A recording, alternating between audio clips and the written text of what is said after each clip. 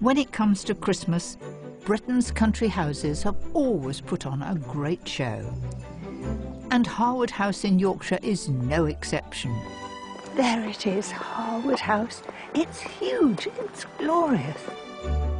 A Georgian palace created by some of Britain's greatest architects and craftsmen. Harewood has been celebrating Christmas in spectacular style for over 250 years. Aren't they just amazing? This year, they're planning something truly magical. It's a total dreamscape, the whole thing. As the team count down to the grand Christmas opening, I'll explore historic Harewood recipes.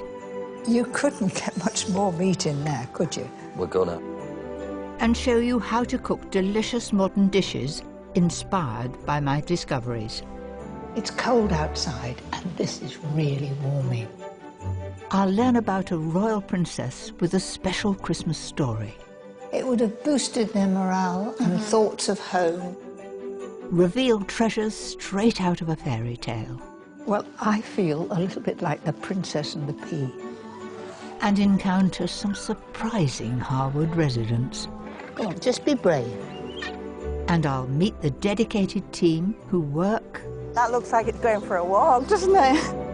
volunteer, and celebrate in this remarkable stately home. Welcome to my magical country house Christmas.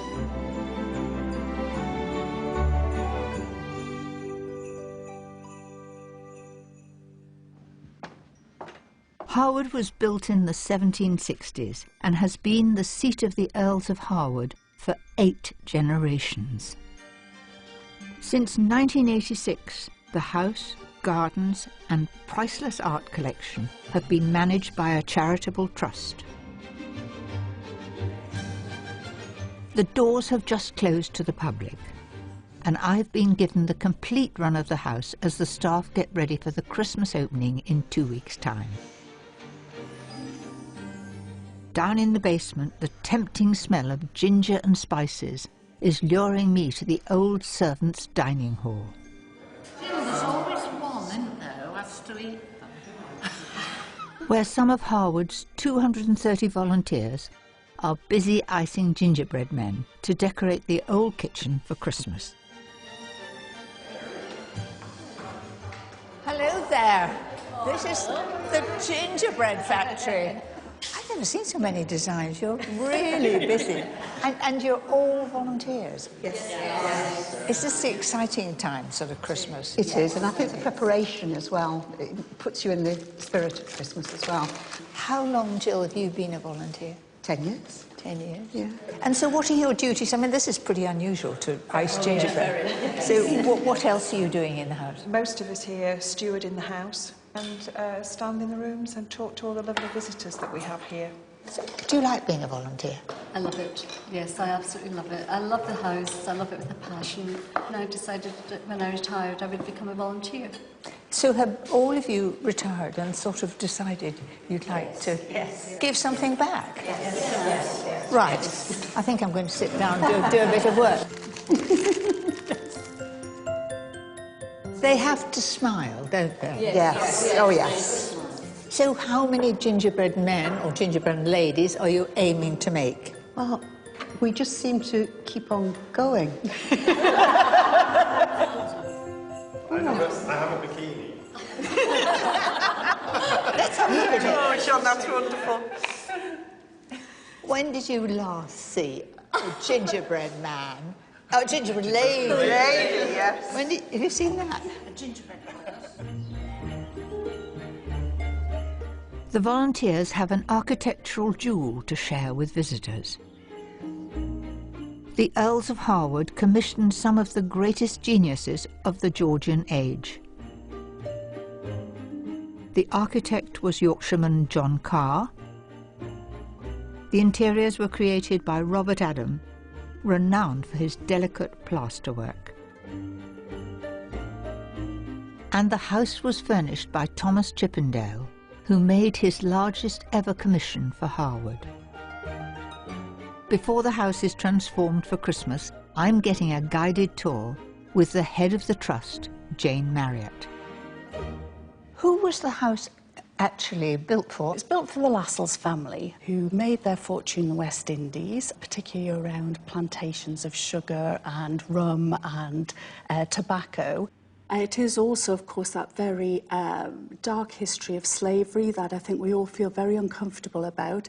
But I think what we like to do is to make sure that we acknowledge and we tell that story as visitors still come to visit Harewood today. Please come this way. I'll follow you. Jane tells me that every year around 200,000 people visit Harewood. So, Mary, this is the gallery of the house. It's enormous. Yes. What a great room for a party, isn't it? Isn't it? 77 feet long, and actually it was Robert Adams' masterpiece. This is an amazing ceiling that Adam has done.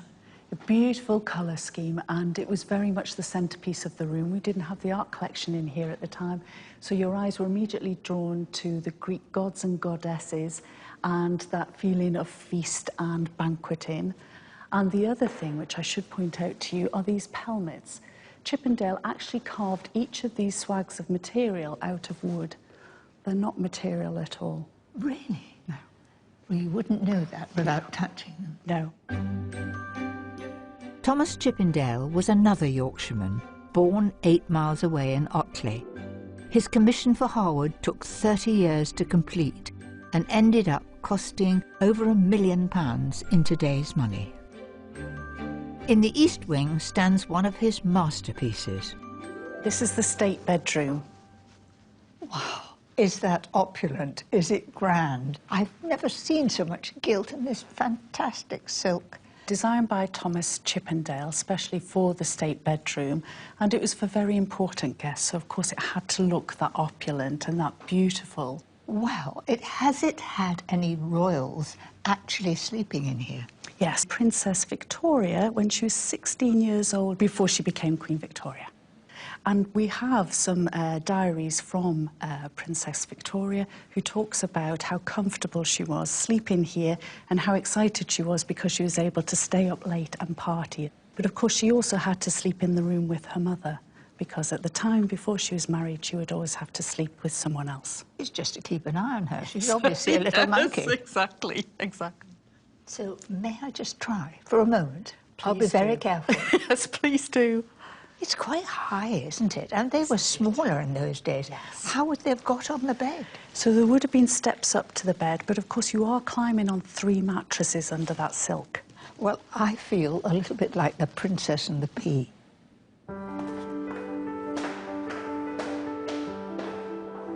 Below stairs lies a labyrinth of pantries, cellars, offices and corridors, complete with an elaborate bell system that connected over 50 rooms above. But one room was the true heart of the house. What a vast kitchen. Look at those beautiful copper pans. Danny Hardman is one of Harewood's lead guides. I don't think I've ever seen a bigger table than this. No, it's amazing, isn't it? It's original to the house. This very top portion is as old as the house we're standing in. It certainly could tell a few stories. Absolutely, it could. What an amazing ceiling, all vaulted, just like a church. Yes. It's beautifully planned. It is. It was originally John Carr that designed below stairs of the house, and he really kept the servants in mind for it, which is something quite rare for a house like this. How really brilliant that there is light in this kitchen, unusual for being below stairs. Up there, yet another window, Yes. only small. Yes, well, that was actually the chef's bedroom, and that was his way to keep an eye on everybody that was in his domain. And he used to open that middle one and just peer out to keep an eye on everyone down here. Talk about spying. I know. That's actually my office today, and I do exactly the same thing. The old kitchen remained largely unchanged until the 1920s, when another princess came to Harewood, this time to live. Married to the future Earl in 1922, Princess Mary was the only daughter of King George V and Queen Mary, making her the aunt of our current Queen. When she arrived at Harewood, the young bride brought new life to the old house. And behind us, a battery of ovens. So this is actually the most sort of modern thing in the kitchen. It's actually from about 1930, and it was installed when Princess Mary moved into the house. And I wonder if Princess Mary, when she came here, she would have had very grand ideas, because she would have been in Buckingham Palace, wouldn't she? That's part of the reason why the range was added. It had to be all brought up ship-shape and proper for a princess. Yes, because Queen Mary, her mother, I actually saw as a child. Oh, really? And I can remember her. I lived in Bath. I was a child of about 8, I think, holding my father's hand. And I can remember this lady with beautiful curls, Queen Mary, and then she was superbly dressed, but she had a shape that was sort of all the way down, rounded, but wonderful stature. And to think that her daughter, Princess Mary, was here in this house. Yeah. Danny, what would this kitchen be like at Christmas time, in its heyday? Pretty hectic. In its heyday, they'd cater for over 100 people for Christmas dinner. So it was full steam ahead down in the kitchens, everybody busy preparing for everything.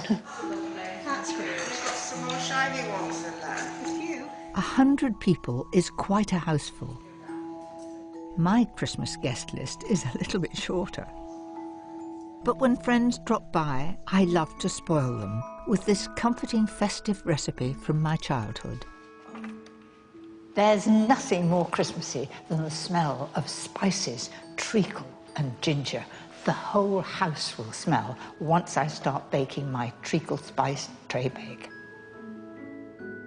This luxurious cake is topped with thick ginger icing and decorated with shards of sweet stem ginger. First of all, I'm going to put all the ingredients in the bowl together. The all-in-one method is so quick. So here goes. I put the eggs in first. That gives a sort of damp layer to the outside and it'll slip round more easily. So 4 eggs, like this. This recipe is one of my mother's, and she did quite a bit of baking. And I think she felt that we had black treacle in at Christmas time, and she only used it for the Christmas cake and a bit in the pudding. And she just experimented with this, and I've been making this recipe ever since. In goes 175 grams of caster sugar, 300 grams of self-raising flour, 1 teaspoon of baking powder, 1 teaspoon of ground mixed spice, and 1 teaspoon of ground allspice. Oh, it really does remind me Christmas is coming. That's it. 4 tablespoons of milk and 225 grams of baking spread straight from the fridge. Put the treacle in last because it's the most messy. So in it goes. Lovely, dark, rich black treacle. That's 200 grams. Beat it all together with a mixer. Now it's time for the star ingredient. Lastly, in goes the ginger. I'm using stem ginger in syrup, 3 bulbs roughly chopped. When it's smooth and thoroughly mixed, turn into a lined baking tin. Don't tell anyone. Gosh, it reminds me of, helping my mother make this very recipe, licking the bowl. Bake it for around 40 to 45 minutes at 160 fan. Then let it cool. Wow, does it smell? Oh, so Christmassy, so spicy. I'm going to take the paper off, but you must do that when it's cold, just like I've got it now. Ease it away.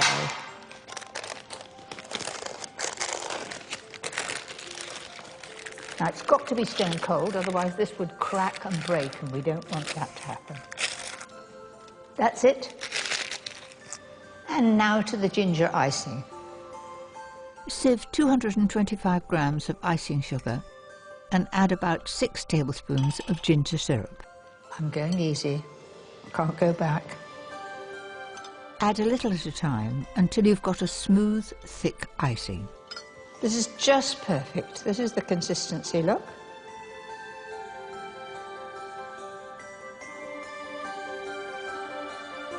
Spread it right to the sides.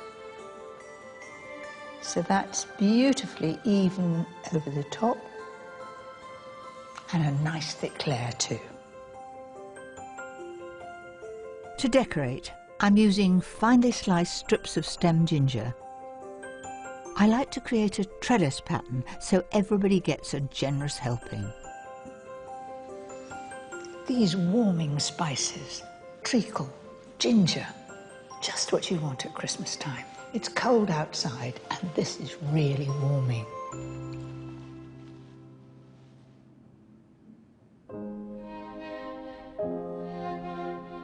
The walls of Harewood are lined with family portraits. But one face stands out. By 1929, Princess Mary was Countess of Harewood. Now a young mother, she took over the running of the great house, and a suite of rooms was specially refurbished for her. Collections assistant Rebecca Burton is showing me Princess Mary's dressing room. It's beautifully fine. It's terribly feminine, isn't it, and light? Absolutely. It's a very personalised space as well. So, for example, on the ceiling, you've got the M monograms. You've also got her own crest and also that of her husband's as well. And she was a very keen gardener, so you've also got Flora, who was the Roman goddess of flowers as well, decorating the niche, so very well thought out space. And little alcoves for her treasures. Absolutely, and actually one of those was owls. Why owls? Having read some of the correspondence between Princess Mary and her husband, Harry, Harry often signs his letters off from your beloved owl. So I think actually that might be where her passion for collecting owls would have come from. Another cabinet holds some special Christmas gifts that endeared Princess Mary to the nation. So these little boxes are really what Princess Mary's probably most famous for. So after the outbreak of the First World War, the royal family really wanted to kind of do their bit to support the war effort. So Princess Mary, who was aged just 17 at the time, came up with this idea of sending a Christmas present to all the men and women who were serving in King's uniform on Christmas Day in 1914. How very thoughtful. It shows her very sweet nature. So the boxes themselves were actually made of brass and they have a lovely design on the front of them as well. So you see Princess Mary's profile there, surrounded by laurel leaves, and then the two M's for Mary, her monogram, either side. But what was inside these boxes? If you were a smoker, you'd receive a box with cigarettes, tobacco and a pipe. Nurses, for example, would receive some chocolate. And also Indian troops, they may have received a box of spices as well. So it was really tailored to the individual.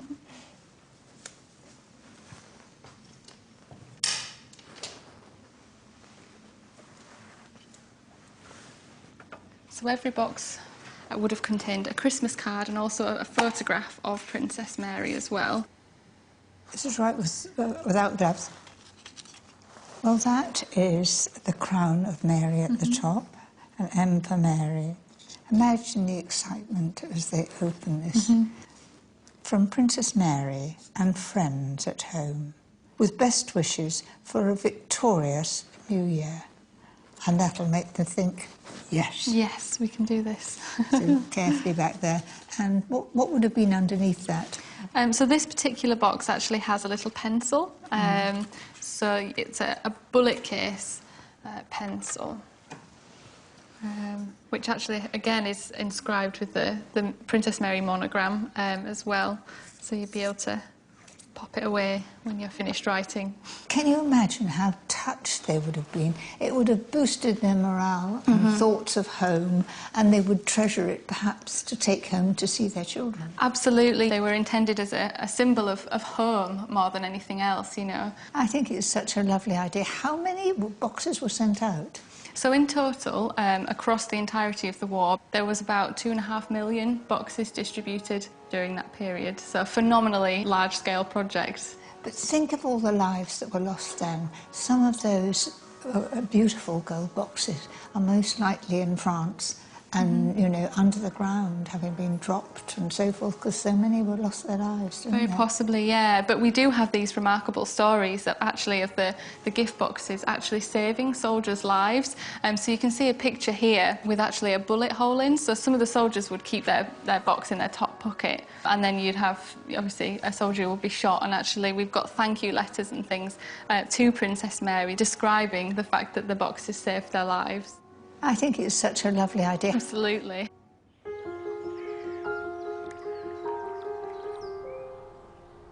While Princess Mary earned the affection of the nation with her Christmas gifts to the troops, the gardens at Harewood were also playing their part in the war effort. Covering an enormous 6 acres, the old wall garden is presented as it would have been in 1918. To mark the centenary of the end of the war. Maria Mann is one of the gardeners. Maria. Hello, Mary. Gosh, you're busy at work. Good to meet you. Nice to see you too. Gosh, I ought to know what that is. It's keeping something warm, but I can't tell. Come on, give me the know-how. It's a carrot clamp. It's the old-fashioned way before we had fridges and freezers to store your carrots over the winter. So in there we've got various circles of carrots with a little bit of sand, more carrots, a little bit of sand, building it up, covering it with straw, and hopefully they should last right through till February if we need to. It is immaculate. Maria and her team have planted the garden with varieties of winter veg that might have been grown here during the First World War. So it'll have been full of staple crops, all your greens, you know, the kales and the cabbages, and some wonderful varieties of beans to use both fresh and also store for the winter. Well, during World War I didn't realise till we started researching it just how short of food we were. And it really got quite desperate in 1917 when there was a harvest failure and all the warships were bombing the merchant ships bringing in food, because we were 65% dependent on food from overseas. During the First World War, the food produced by the Harewood kitchen garden was urgently needed close to home. Like many country houses, Harewood was pressed into service as a convalescent hospital for wounded soldiers. And with many more mouths to feed, every scrap of land was cultivated. Any flowers were done away with, the flower beds were done away with, and the war effort was to grow as much food as we could.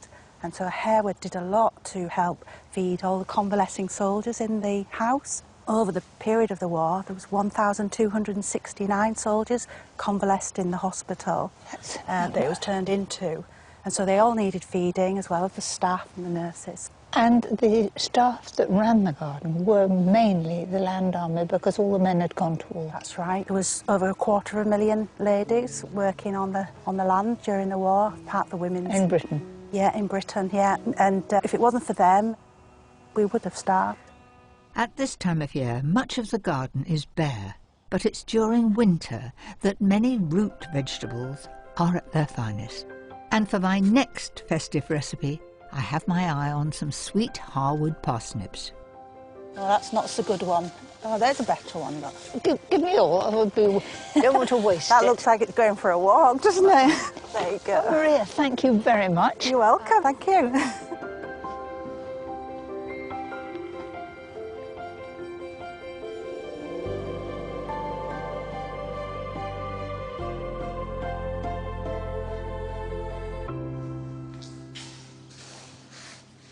I really enjoyed meeting Maria.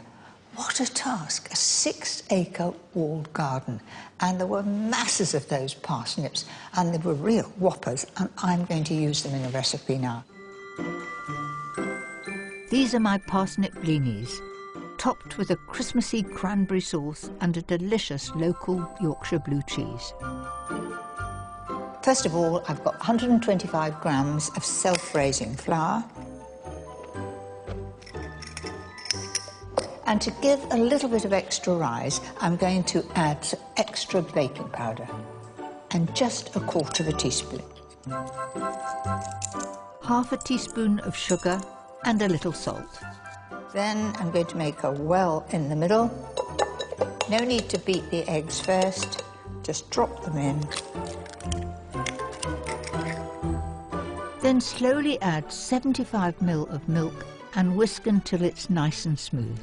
That's the batter made, and time for the parsnip. Well, you won't get better parsnips than this. Look at it, a real big one. I'm going to use just about half of it. Parsnips are ready to harvest in autumn, but they get sweeter after the winter frosts. Sweet enough that in wartime they were used in cakes and puddings.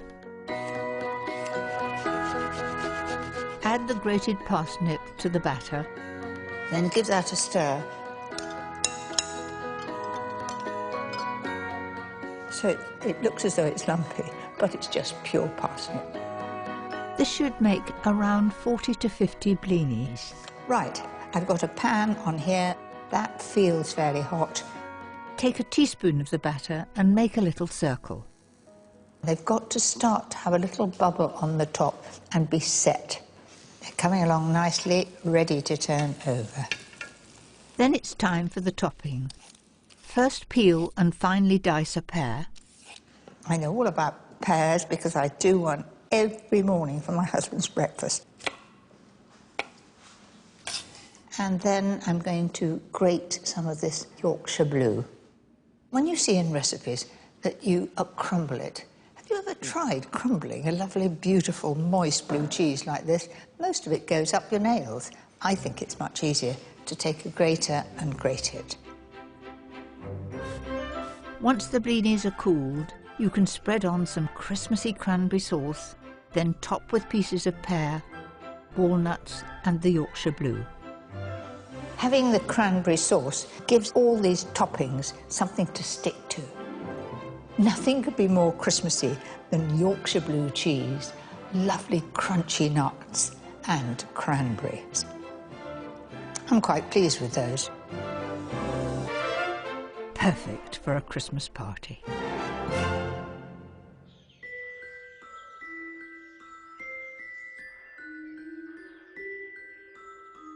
The first Christmas tree recorded at Harewood was in 1850, following the fashion set by Queen Victoria and Prince Albert. And for the 168 Christmases since, the staff and family have always gone to town with the decorations. This year, the theme takes us back to the time of Princess Mary and the fantastical Christmas dreams of her 2 little boys, George and Gerald. Their child's eye view of Christmas in the 1920s is being brought to life by designer Simon Costin.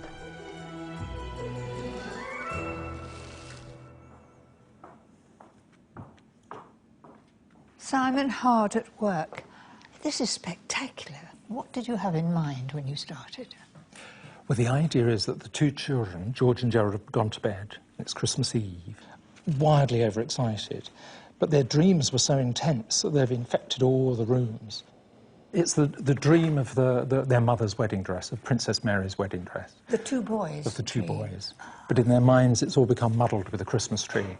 The boys would have seen a photograph of their mother's wedding at Westminster Abbey. Yeah. So they'd sort of have a feel of it, and they'd remember that she had a sort of crown or a coronet or pearls or something at the top, and a long veil, and looking very beautiful and gracious.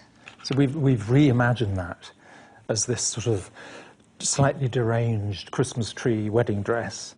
And the original dress did have a very, very long train. It was a 15-foot long train. And it was embroidered with every flower from every county in Britain. That's that's enchanting, isn't it? Yeah, it is lovely. Do you want to have a go? I will. Now that train is going to look amazing, and lots of helpers here. Have you been working all day on this? All day. All day. Right. So what we're doing is placing all the crystals onto these pieces of embroidery and then embellishing the whole veil and areas that need a little bit of extra zhuzh.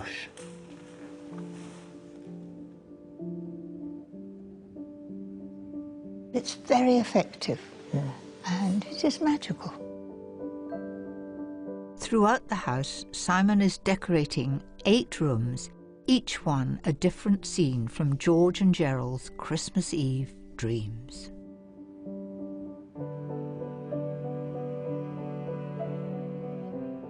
Many of his ideas are inspired by details from the Chippendale furniture. When I was thinking of how to devise the schemes for each room, I was thinking about what would a 6- and 7-year-old be looking at? What would be on their eye line as they walked through these rooms? And as you can see, all these little details on the furniture, you've got little Pan's head there. Oh, Pan's head with the horns. horns. He was a sort of classic Greek god, half goat, half man. And Pan was seen to represent our sort of kinship with nature. And they appear everywhere. Chippendale used Pan as a motif throughout the house. So in the long gallery, there's actually going to be a gigantic 4.5-metre tall Pan woven from Willow. And in the children's minds, they've muddled Pan and Santa. So he has a sack of presents over his back and his pan pipes, and he's running down the main hall. I think you've had 1 or 2 dreams in your time, but that one, I think, beats the lot. Yeah. Simon certainly has some big ideas. A giant Greek god is a surprising choice for Christmas. I'm intrigued, so I'm going to get a sneak preview. In a workshop 10 miles from Harewood, Willow sculptor Layla Viner is bringing Simon's fantastical vision to life. Goodness gracious, I know I'm in the right place. Hello, little fellow. Hello. Hello. Take me to your mistress. Come on, come on. Hello. Layla, I don't quite know what to say. It is massive, isn't it? It will be quite big. Well, it's no doubt that it is Pan. I mean, look at the eyes, very clearly defined. The eyes are actually a base of the basket. The irises, if you have a look, they're slightly square. So it's the start of a basket, and then it's just gone out oval. And round with the horns, and of course the pipe. And it's stiff when you cut, Willow. I mean, how do you bend it? When we want to use it, we soak it in water. So this stuff here, it's nice and bendy and flexible. It won't snap. And that's because it's been soaked. This has been soaked for about 14 days. Would you like to have a go? I'm ready to have a go at most things. Right. And if I thread it along there... That'll be fine. I'll hold that there for you. Then I follow a line. Yeah, and then just thread the tip in and through. You pull it quite taut. To keep the thin shape? Yes. It's a bit like darning. What quite often happens is when you poke that in, that comes loose, so you end up with baggy bits. Oh, we don't want any baggy bits, do we? No, we don't, but that was perfect, well done. And so tell me, what made you start to do this? So I started with basketry, and then about 8 years ago, I started with sculpting, and it went from there. How many more days till it goes? 4 days. 4 days, and it'll be in situ? Yes. I think it'll look wonderful, and it'll really add to the Christmas dream. Yes. Back at Harewood, there's just a few days to go before the house reopens its doors to the public. The whole team is busy bringing the Christmas dream to life. It's hungry work, so I have a festive treat for them all. Christmas wouldn't be Christmas without mince pies, but in times gone by, they used meat instead of our usual fruit and spices and apples and so forth. And so I'm going to do them in the old-fashioned way. These are my savoury mince pies, made with succulent Yorkshire lamb from the Harewood estate, sultanas and spices, all encased in a buttery rough puff pastry. First, brown off 400 grams of lean lamb mince with 2 large chopped onions. Work that in with the lamb. Sprinkle in 25 grams of flour. And then cook that over the heat just for a short while. Add 350 ml of good lamb stock and stir until it thickens a little. Then you can add the spices. Now a nutmeg will keep for 5 or 10 years, so it's a very good buy. Just let it grate it in. That's it. And then some mace, and I've got some already ground here. Just a little like that. Stir it in. In these old recipes, they often used to put meat with fruit, and so I'm adding about 25 grams of sultanas. And those will swell and add flavour. To sharpen up the fruit flavours, add the zest of 1 small lemon, season, add 2 teaspoons of Worcester sauce and a little gravy browning. And I'm going to let that simmer away on a very low heat for 30 minutes. Whilst that's happening, you can get on with the rough puff pastry. Mix together 225 grams of plain flour, 75 grams of chilled grated butter and the same of lard. Blend with 1 beaten egg and about 100 ml of cold water. Knead it into a smooth dough. That's pretty normal for pastry so far. But now for the special bit. I want the pastry to rise in layers and have lovely flaky layers, and this is how I'm going to achieve it. Take the pastry and roll it out. So light movements.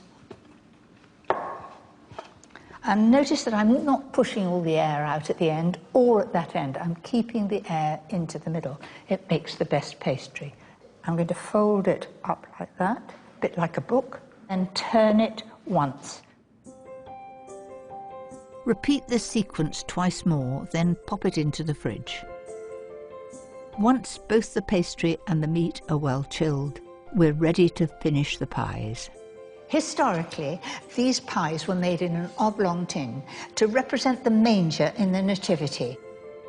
Roll the pastry out thinly, cut it to shape, and line the pie tins.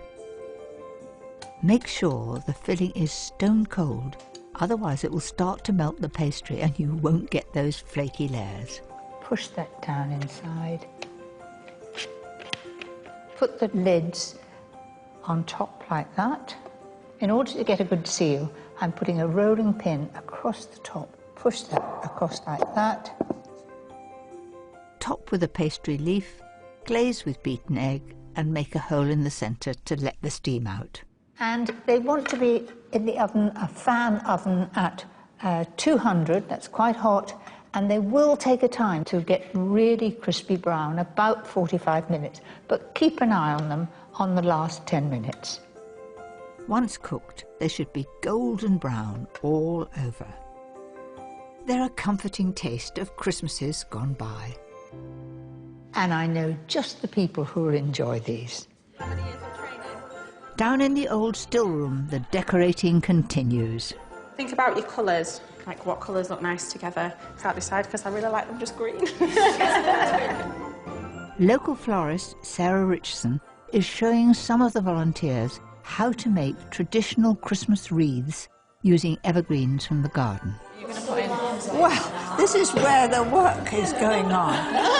How amazing is that? Lots of beautiful things from the garden, all the different textures that we've added in. So. Aren't they lovely? So I have brought you some wonderful lamb pies. The lamb is from the estate and they're hot, so I hope you're going to enjoy them. Yeah, fabulous. The volunteers are divided into teams and each team is assigned a day of the week.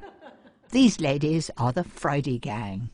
So how long have you been coming? 12 years. Yes. And what tempted you to come and help in the house and be a volunteer? Well, I used to work for the NHS and had people's problems all my life, and I thought, when I retire, I'm going to work in a stately home.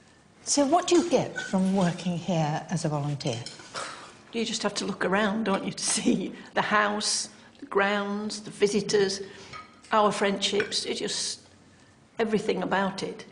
I've learnt so much about history and about Yorkshire and about famous Yorkshire people, and it's just tremendous. So do you look forward to Fridays when you come Absolutely, here? yes, yeah. I think we all do. Yeah. Yes, we will. The sacrosanct. We're absolutely sacrosanct. What do you think of the lamb pies? It's beautiful. I think you should be very proud of these wonderful wreaths all ready for Christmas at Harewood. Thank you. Cheers. Cheers.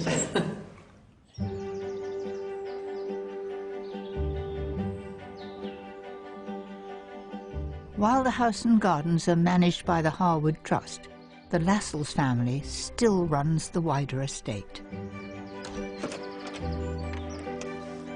David, the current Earl, is the grandson of Princess Mary.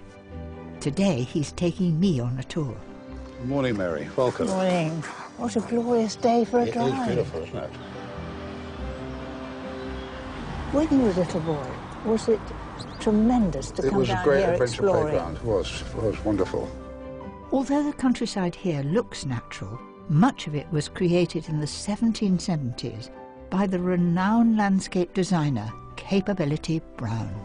And so Capability Brown did everything south of the house. The view from the house and the view back up to the house was all Capability Brown. Isn't that glorious? He was the man, the go-to landscape designer at the time, where trees were planted, emphasised contours, so that it was very much to draw the eye across the landscape in a particular way. And every tree that he planted would have been tiny, and now it's come to fruition. It is magnificent. It must have been very charming, but I've always wondered how he would have persuaded people to create this landscape, which they can't have seen the fruits of in their lifetimes. Incredible eye, incredible vision we must have had. The Harewood estate covers over 4,500 acres and is home to around 500 deer, 200 sheep and an inquisitive herd of Highland cattle. Now, you couldn't be much closer than that. No. Really nosy. Hello. And they're delightfully woolly, and they're lovely long bits of hair over their eyes. Look at the babies, they look very huggable, don't they? Look at them. Absolutely adorable.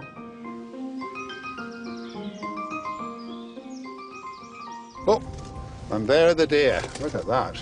What age would they be with antlers that size? Well, you're supposed to be able to tell by counting the points on the antler. But, now, this one just here he's is pretty old. Quite a fine sight, actually. Look at them. But traditionally, estates like this would have been very self-sufficient, and that's something we're trying to move back towards in a way. I mean, it's very much the way things are going with food generally. I think people really care now where their food comes from. For at least 300 years, the meat and game from Harewood has been used to make a local speciality that's become a British classic, the Yorkshire Christmas pie. In 1858, a Yorkshire pie even graced the Christmas table of Queen Victoria. Today, Josh Whitehead, a local chef who does cooking demonstrations at Harewood, is going to show me his interpretation of this signature Yorkshire dish. You must be Josh. That's right. I've heard a lot about you. I've heard a lot about you and all. All good things, I hope. The Yorkshire Christmas pie has been made for centuries. Tell me about it. The original version would have had various different animals in it. Some recipes say a brace of mallards, a brace of widgeons, a brace of snipes, 10 ducks, 5 rabbits. So it's a really extravagant thing. I mean, that'd be some pie, wouldn't it? They'd usually be put in one bird inside another, similar to a 5-bird roast. And looking from here, you've got every sort of meat that I can think of. Yeah, so we've got quite a selection of different meats that we've sourced from the estate. Josh's pie has 8, yes, 8 different cuts of pork, venison, wild duck and wild rabbit. Do go ahead, because I want to watch. One of the special features of the pie is its decorated pastry case. Now that looks like chocolate. This is not chocolate. This is short crust pastry. What we've done is we've burnt vegetables to make a black powder, and then that's just being used as a food colouring. Well, it's a one-off for me to see black pastry for a start. I've just got these cutters for the design. So we just cut two deers and 2 houses. Josh sticks the black pastry to the inside walls of the pie tin using butter, then rolls out the main pastry case, setting aside about 1/3 of it for the lid. It's a good pastry, isn't it? It's holding together very well and no cracking. The little bit of vinegar in the pastry makes it quite elastic because you've got to do a lot of moulding around the shape, so you want to be able to have it I think I'll leave that to you. He pushes the pastry right into the corners to get a sharp edge to the pie. Well, you've made a fine job of that. With the pastry case chilling in the fridge, Josh starts on the sumptuous filling. He mixes in shelled pistachios, some dried cranberries... Very Christmassy. Very Christmassy. ...and some figs that have been pickled in Harewood gin. It's like having a bit of chutney inside the pie. So we've certainly got a variety of things in here. Well, the last thing that needs to go in is the Harewood spice. That's something that I've come up with. 2 of the ingredients in it is white pepper and cayenne pepper, but then we've also got different wild ingredients that we've found on the estate. So there's things like wild mushroom powder, pine needles, and a few other secret spices. So only you know what's in it. It has a mushroomy smell. The idea is that that is a taste of the estate. It gives a flavour of Harewood. Then it's time to fill the pie, pressing the meat right into the corners. You couldn't get much more meat in there, could you? We're gonna. Now to the lid. Josh has kept back enough pastry to fit over the mound of packed meat. So we're gonna crimp it. So start with 1, wrap that over my thumb for 2.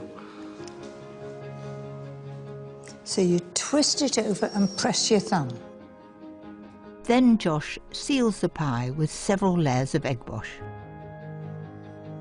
By doing a triple egg wash, you get a really dark mahogany finish on the pie. 1 hour and 45 minutes in the oven, and half an hour of cooling does the trick. Here we go. Gracious, that looks conker colour. It looks so generous.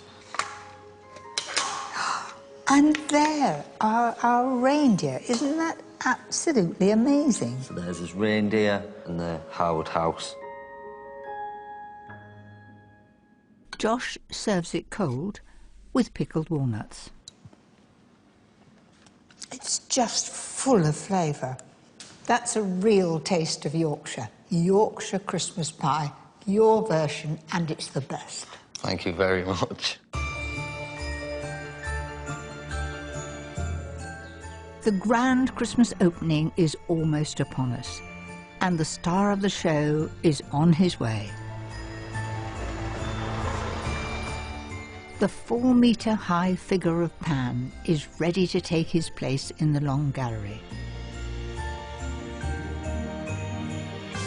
But he's not the most unusual resident at Harewood. The Humboldt penguins were introduced here in 1989 as part of a bird garden for visitors, and I can't resist popping by to say hello. I'm told they mate for life, and one Harewood couple has been together for 20 years. It's feeding time. There are some people that are very hungry here. Bird keeper Peter Stubbs shows me exactly what to do. Hello. Right, this is Otto. This is you Otto. Just hold it halfway down the body like that. Yeah. And just you do it first. Like and the fish goes down all in one. Come on, just be brave. That's it. What about you? You going to have some? You've just dropped it. You've all become pretty brave now because you're hungry, aren't you? Girls and boys, are you ready?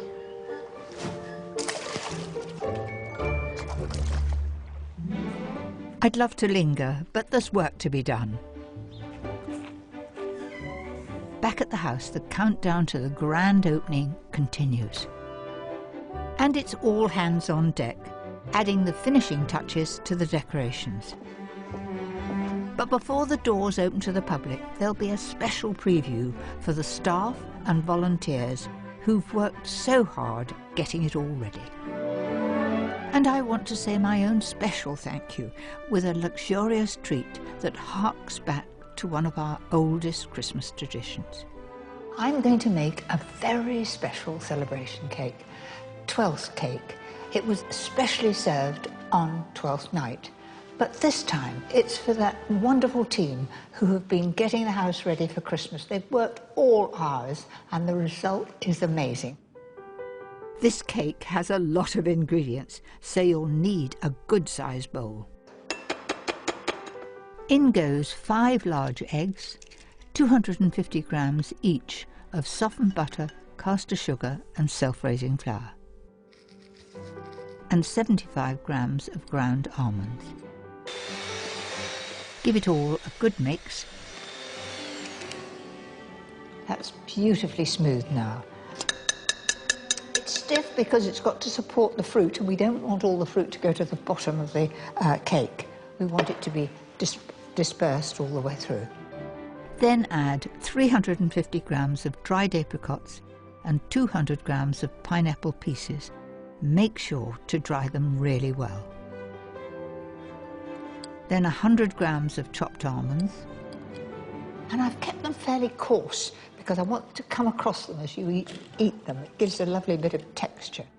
Add the finely grated zest of 2 lemons and 350 grams each of rinsed and dried cherries, and then sultanas. So you can see it's really heavily fruited. I'm going to fold that mixture. Twelfth night was traditionally the last night of the Christmas season. It was an occasion for feasting and revelry, and the centrepiece was a rich iced fruitcake, the forerunner of our modern Christmas cake. It's quite heavy, you know, when you get so much fruit in, but it's going to be well worth it. Spoon the mixture into a 23 centimetre deep cake tin lined with baking paper. That's it. That goes into the oven at 140 fan for about 2¼ hours. Keep an eye on it. It wants to be slightly shrinking away from the sides of the tin and a glorious golden brown on top. Once it's baked and cooled, it's ready to decorate, and this is a chance to really push the boat out, because Twelfth cakes were distinguished by their extravagant icing. Start by coating the cake with warmed apricot jam, which will help the marzipan to stick. Wrap the marzipan round the rolling pin, about that far. Lift it up and then put it on top and just let it drape down. Trim off the excess, sprinkle lightly with water and lay on some gold-coloured fondant icing. That's it. Just like putting a blanket on a bed.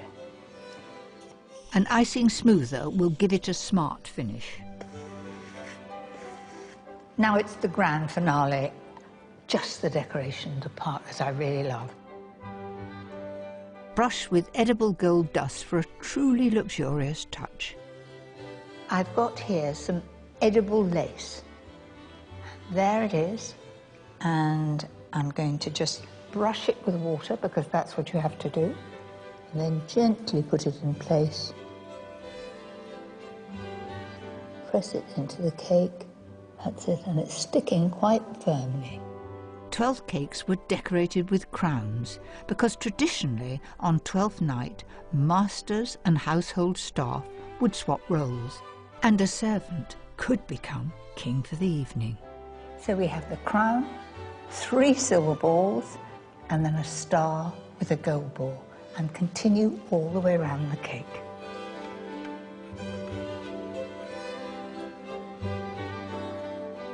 I've decorated the cake with little icing crowns, but there's one more crown to go. I've got a stunning one here, the crowning glory, all ready for the party. The house is finally ready for the grand Christmas opening, and the staff and volunteers are the very first to see the finished decorations. The Christmas Eve dreams of 2 little boys have taken over the entire house. A towering Christmas tree is bedecked with Princess Mary's wedding dress. The dining table is laden with a sumptuous feast of cakes. Although you wouldn't want to eat them, they're all made out of polystyrene. Such enormous, beautiful cakes. Aren't they just amazing? They are huge, aren't they? The house would have been very full. They would have had quite a lot of Christmas cakes, I think. Do you put jammy dodgers on your cakes? Not usually. But I'm all in for a bit of cheating. Meanwhile, the kitchen is overrun with 500 gingerbread men and some very proud bakers. In a group, like yes, that's like a dad.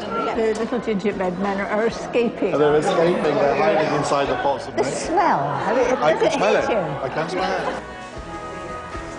But you can imagine George and Gerald down here, pinching them, eating them. And then the grandest room of all, the long gallery. With the giant willow figure of Pan. But it's a very true form with the horns and the pipe. It just is going to be breathtaking when people walk through. Running a house like Harewood takes a huge team effort. Staff, volunteers, friends and family have all come together for this very special celebration. And I hope they enjoy my contribution, my festive parsnip blinis. Now here you have a wonderful blini. Thank you very much. Well, cranberries always make you think of Christmas. Yes.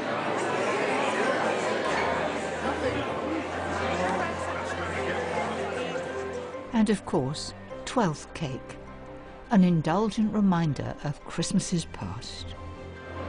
So it's this word. That